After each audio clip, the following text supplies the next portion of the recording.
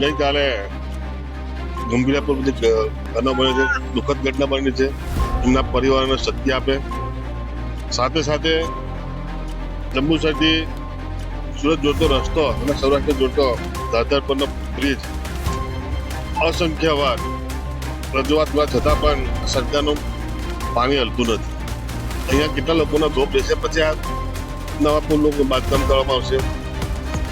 Gambhira bridge પરથી જે લોકો ફર્યા તેનો રેક્સી કરીને ત્યાં ઉતારી જાગો વેરી તકે વિકાસ તમે લોકોને ઉલ્લુભાઈને મત લો છે. પણ સરકારની જે એનો એકને લાડકો છોકરો અને પરિવારથી વંચિત થયો છે, ત્યારે એના પરિવાર પર શું વીતે છે. જીવન નિર્વાહ કરવા માટે એકનો દીકરો કાલે એક માતાનું હૃદય જે બોલતી હતી પોતાના દીકરા માટે હૃદય કંપનીને ઉઠી જવું.